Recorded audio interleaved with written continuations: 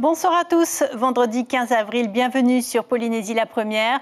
Voici les titres que nous allons développer dans cette édition. Le long week-end de Pâques a bel et bien débuté avec de nombreux déplacements inter-îles, notamment entre Tahiti et Moorea. Grande affluence dans les hôtels de l'île Sœur, nous ferons le point. Un vendredi très religieux, le jeûne chez les protestants, le chemin de croix chez les catholiques. Pour les chrétiens, la passion et la mort du Christ signifient beaucoup. Dans notre rubrique Honot Amotu, nous irons du côté des Australes. Le pays a attribué 40 parcelles de 26 hectares à 10 familles de Rimatara. Nous en discuterons avec le maire Artigas Hatitio. Il sera en direct avec nous. Et puis, 126 athlètes s'affrontent ce week-end en CrossFit. La première édition de la Polynesian Battle Games se tient sur 3 jours à Aroué, l'antichambre des compétitions internationales.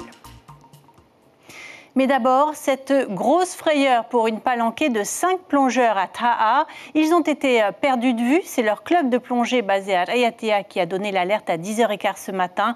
Les plongeurs ont finalement été localisés en fin de matinée après avoir dérivé pendant 2 heures. On écoute les précisions de Thomas Domenichini, directeur adjoint du JRCC, au micro de Tawariri. L'origine de la dérive est essentiellement liée au fait qu'ils plongeaient à l'intérieur d'une passe, comme c'est souvent le cas. Et effectivement, les conditions subaquatiques étaient un petit peu musclées, ce qui a fait que les plongeurs ont pris la bonne décision de remonter en surface, mais leur localisation par le support de plongeon lui-même a été rendue compliquée par la mer. Donc ils ont fini par dériver, ils ont réussi à rester groupés, et là aussi c'est un excellent réflexe qu'ils ont eu, rester groupés, et ils ont été localisés et récupérés par le support de plongée qui était venu en renfort. Fort heureusement, aucun blessé. Tout est rentré dans l'ordre. Les plongeurs sont rentrés à Raiatea sans encombre et ont été déposés à terre sans nécessité de prise en charge. Est-ce qu'on peut dire que le pire a été évité ce matin ? Le fait de ne pas les retrouver aurait très probablement provoqué une recherche plus importante. Heureusement, les plongeurs ont eu le bon réflexe de remonter d'une part tant qu'il était encore temps et surtout de rester groupés, ce qui a facilité leur localisation. 4 jours de repos, le week-end de Pâques s'annonce sous les meilleurs auspices. Moorea affiche complet dans tous les secteurs d'activité touristique, de la pension de famille à l'hôtel 5 étoiles, en passant par les nombreux prestataires de services. Stéphane Ratino et Teiva Ribé ont rencontré les familles sur place. C'est comme une entrée en scène. Raymond sait qu'elle va se répéter des dizaines, des centaines de fois tout ce week-end, car le public est enfin là. Un mix, locaux, français, américains, chinois. Donc c'est un gros week-end pour toi? Oui, c'est un gros week-end chargé. Et sur la route enchantée, partout l'appel de la liberté. À Moorea plus qu'ailleurs, le jour se prélasse. Il lui suffit de mettre son habit de lumière. Alors la touche sublimée de sa beauté devient invitation. Au temps qui passe, au temps qui parle, au temps qui s'oublie. Pas péter, c'est d'un coup une totale abstraction. Tout le monde est venu pour le week-end de Pâques. Voilà, les cousins là, voilà, dans la main, tout ça, voilà. Ils vont venir et après ils vont rentrer à lundi là. Ça demain encore, on revient encore. Pour profiter de la mer parce qu'il n'y a pas à Tahiti. Et dimanche encore, tu reviens. Voilà, dimanche encore. Ce secret de Moorea que l'on ne se dit plus est devenu le parchemin des week-ends prolongés. On est rempli, hein. Comme c'est le long week-end de Pâques. Cet ailleurs proche n'ennuie jamais. Tout pareil et tout changeant. Il aiguise les regards. Seul ou en famille, l'on s'y régale. On connaissait pas mal, mais bon, on avait des choses à visiter encore. Et donc, on est venu profiter un petit peu du beau temps. On voulait visiter le Wharenatura qu'on n'avait pas vu. On a fait un peu d'acrobranche avec les enfants, la plage. C'était super agréable. Adieu à la solitude de la Covid. Et depuis 2 semaines à Moorea, le frémissement, la respiration à plein poumon. La renaissance de Pâques. L'autre monde, celui d'avant, revient. Les emplois à temps plein aussi. Une divine présence qui fera les bilans. Alors 90%, non, même pas. On est plein ce week-end. On est plein. On n'a plus de bungalow, on n'a plus de chambres de disponibles. Donc on est vraiment plein. Week-end de Pâques. L'existence comme un don, Moorea un jour de vendredi saint, c'est l'éclat de la gratuité. Les familles ensemble, la vie vécue. Ici, sur la plage de Temae, ils aimeraient qu'il en soit toujours ainsi, un lieu public. Oh, c'était ici la route là. Là, la route, c'était pas, il n'y avait pas ça, hein. Mais là, j'entends ça, c'est vraiment, ça me fait mal au cœur. Hein. Ouais, hein. Mais aujourd'hui, c'est comme avant, il y a vraiment du monde. Ah ouais, il y a vraiment du monde, il y a vraiment du monde. Hein. Oui, c'est vrai, il y a vraiment du monde aujourd'hui. Hein. Oui, une chronique des jours heureux, partout, même pour ceux qui travaillent. Le plaisir d'accueillir et de retrouver le bon rythme, le sourire au cœur pour cet avril de reconquête. Là, on a mis les patins à roulettes, ça fait du bien à tout le monde de repartir sur une grosse activité et ils sont motivés, ils attendaient que ça depuis des mois. On va oublier ce qui s'est passé, le Covid, et on va penser positif pour que le monde entier sache qu'on est là. Et Moorea retrouve des couleurs sur la carte du sensible, cette joie de vivre qui ne se refuse pas. Et en prévision de ce week-end de Pâques, l'hôpital de Moorea fait de la prévention. La direction demande aux visiteurs et vacanciers d'être très vigilants sur la route et sur le lagon pour éviter les accidents et les noyades, tout en rappelant que l'abus d'alcool augmente le risque d'accidents et de violences familiales. Philippe Biarrez, le directeur de l'hôpital d'Afariaitu, a malgré tout préparé ses équipes à parer au pire. On a mis en plus donc une astreinte d'infirmière, il y a l'astreinte de sage-femme, une astreinte de médecin, une astreinte d'ambulancier aussi également, pour pouvoir aider les pompiers s'ils ont des difficultés aussi, pour pouvoir intervenir sur le terrain. Toutefois, le nombre de personnes qui passent n'est pas multiplié par 3. Je ne l'espère pas, bien évidemment. Non, mais nous sommes prêts à affronter toutes sortes de situations, puisque tout ça est très aléatoire et il peut y avoir à un moment donc, un afflux de patients, un afflux de victimes. Et Pâques, c'est au départ une fête religieuse. Les protestants comme les catholiques commémorent la crucifixion et la résurrection du Christ. Les protestants ont jeûné aujourd'hui, une manière de se recentrer sur sa foi. Comment vivent-ils ce moment particulier? Sandro Ly et Jacques Damour ont suivi ce matin une famille protestante. Il est à peine 6 heures du matin, la famille Mondjar est déjà au petit déjeuner. Un moment sacré que Janine partage avec sa fille et ses 2 petits-enfants avant de commencer le jeûne. C'est en mémoire de notre Seigneur Jésus-Christ qui a tout fait. Si nous sommes là aujourd'hui, c'est grâce à lui.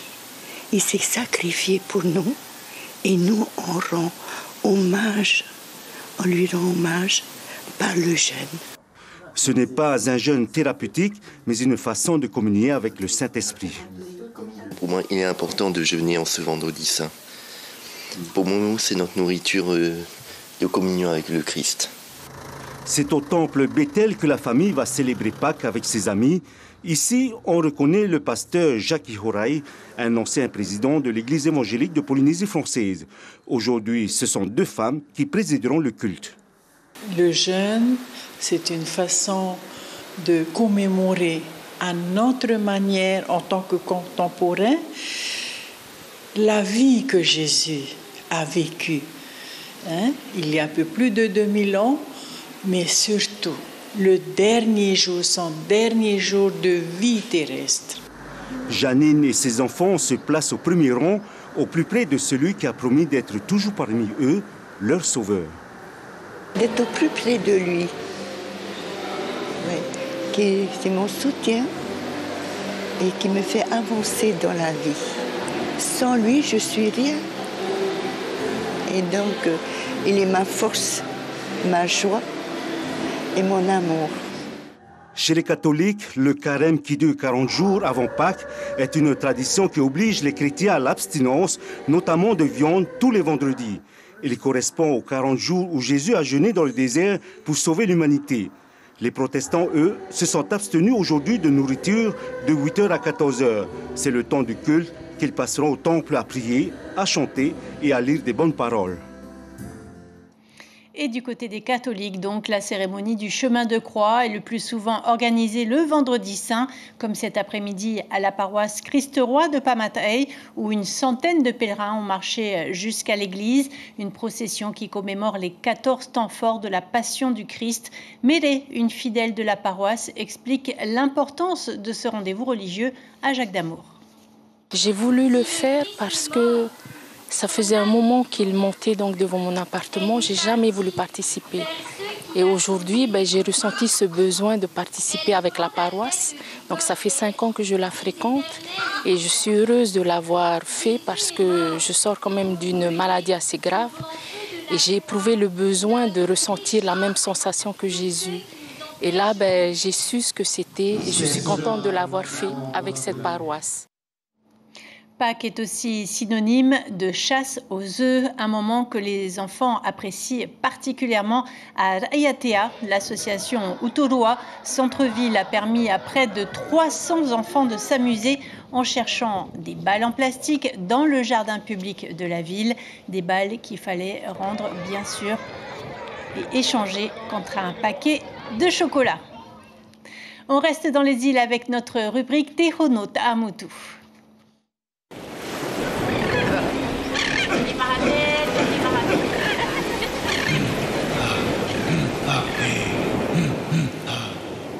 Direction Rimatara, l'île la plus à l'ouest des Australes, un atoll surélevé de seulement 9 km². Il y a quelques jours, une délégation gouvernementale est passée pour rétrocéder 40 parcelles de terre à 10 familles de l'île. Au total, cela représente une superficie de 26 hectares. Et ce n'est que le début de cette opération qui fait suite à une loi de pays. On en parle tout de suite avec vous, Artigas Hatitio. Bonsoir, vous êtes le maire de Rimatara. Vous vivez un moment unique dans l'histoire des affaires foncières de la Polynésie. Qu'est-ce que cela va changer concrètement pour les familles? Effectivement, saluer la population qui nous regarde. Et comme tu l'as bien souligné, c'est un jour heureux, c'est un moment historique pour l'île de Rimatara, car il faut savoir que depuis l'annexion de Rimatara en 1901, que nos Tupuna ont été dépossédés de leurs terres, et depuis, ça a été un vide juridique jusqu'en 2020, date à laquelle le pays a enfin sorti une loi unique qui ne s'applique qu'à Rimatara et Rurutu pour permettre le titrement des terres de Rimatara et de Rurutu. Donc, lors du déplacement du président du pays accompagné de 3 de ses ministres, 6 personnes se sont vues donc remettre leur titre de propriété qui représente en finale, comme tu l'as dit, 10 familles, et ce qui représente au total une superficie de 25 à 26 000 hectares de terre qui ont été rendus, qui ont été restitués à leurs propriétaires. Et maintenant, charge à chaque famille de faire le partage entre elles. Ce sont 442 hectares qui seront attribués aux familles, soit 55% de la superficie de l'île. Comment avez-vous fait pour convaincre le pays? Écoutez, ça fait 20 ans que les Rimatara et les Rurutu attendent ce moment-là. À force de rabâcher le même sujet à chaque fois qu'il y a un gouvernement qui est mis en place. Et aujourd'hui, c'est chose faite. On a commencé par 6 familles et les autres familles qui sont en attente, il ne faut pas qu'elles se découragent car ça va venir petit à petit. Petite parenthèse politique, monsieur le maire, vous pensez que ces rétrocessions ont pesé dans le vote de la présidentielle puisque vous avez un score assez considérable pour Emmanuel Macron? Non, pas du tout. Il n'y a pas de lien entre ces deux affaires. Donc le score qu'a obtenu Emmanuel Macron ici à Rimatara représente effectivement 60% des électeurs de 60% du résultat final, mais ce n'est pas du tout. Il n'y a pas de lien entre ces deux affaires. L'utilisation de ces terrains pourrait être agricole. D'ailleurs, les agents de l'EPIC Vanille sont en ce moment chez vous. Effectivement, nous avons une délégation d'EPIC Vanille qui est menée par la directrice elle-même, Emma Maraya. Ils sont là chez nous pour nous présenter la vanille de Tahiti. Pour sa petite histoire, la vanille de Tahiti est issue d'un croisement de la vanille planifolia et de la vanille odorato, ce sont des vanilles, des espèces qui ont poussé dans nos atolls. Donc il est bien légitime pour moi que le fruit de ce croisement revienne dans nos îles. Une grande richesse de Rimatara. Merci beaucoup Artigas Hatitio d'avoir accepté de répondre à nos questions. On retourne à Raiatea où un tournoi de pétanque réunit près de 600 personnes. Il faut dire que le prize money s'élève à 1 million de francs pacifiques.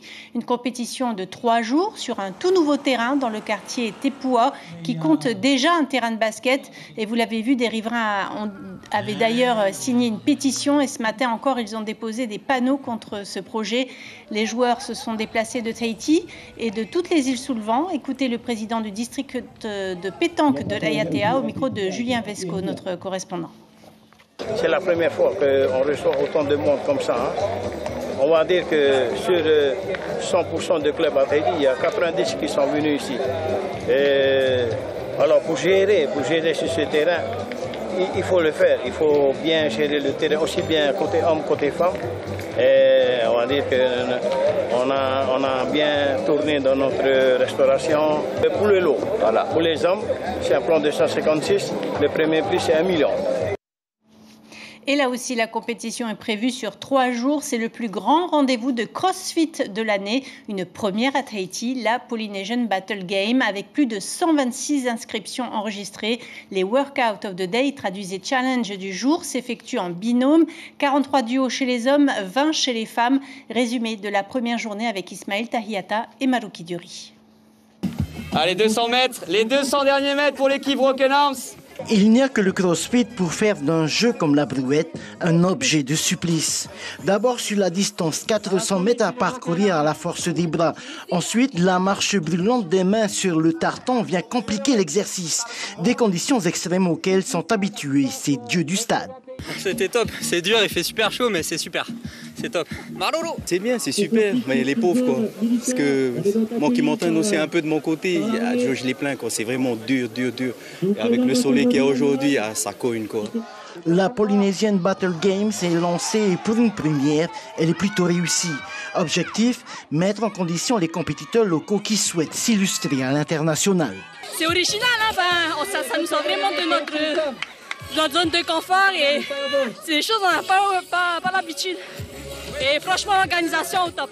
On veut se rapprocher le plus possible des standards d'une compétition internationale pour un peu les habituer. Et puis pour n'importe quelle catégorie, au final, s'ils se préparent bien et qu'ils se qualifient dans des compétitions internationales, ce sera un plus pour eux ici pour gagner, quoi. Novice, intermédiaire ou chevronné, peu importe le niveau, pour gagner, il faut être les plus rapides. Une régularité dans l'effort qu'il faudra maintenir encore demain et dimanche. C'est que le début, hein. Derrière, il y a du niveau, donc il va falloir maintenir maintenant. La niaque est un bon petit déjeuner.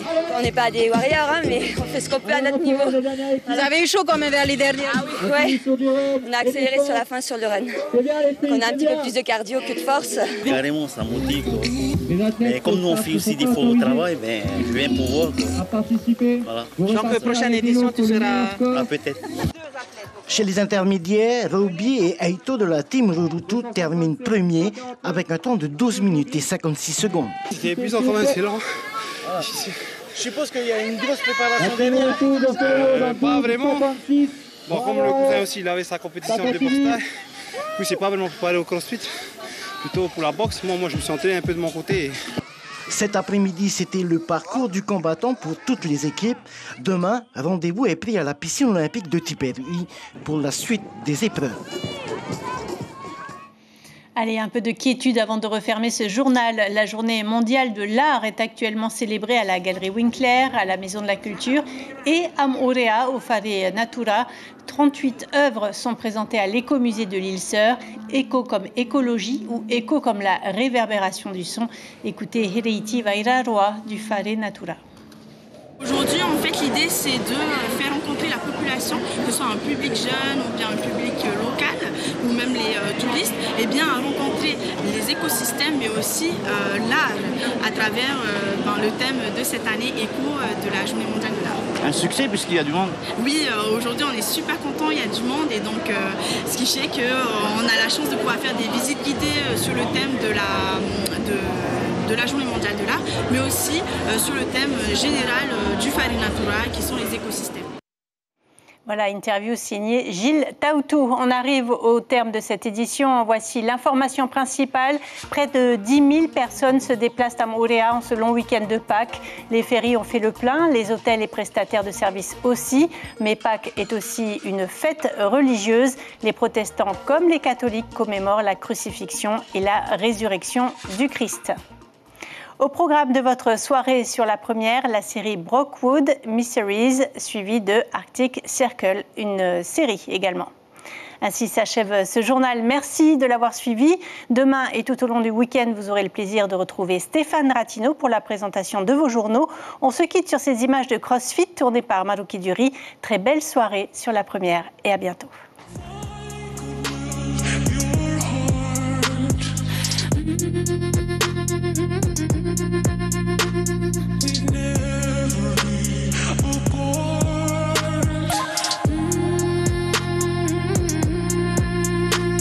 If I could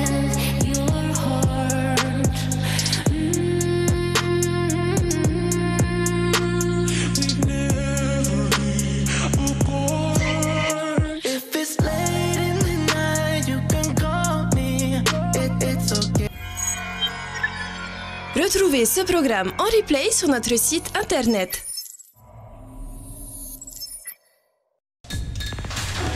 L'information en continu sur Polynésie la première, internet et réseaux sociaux.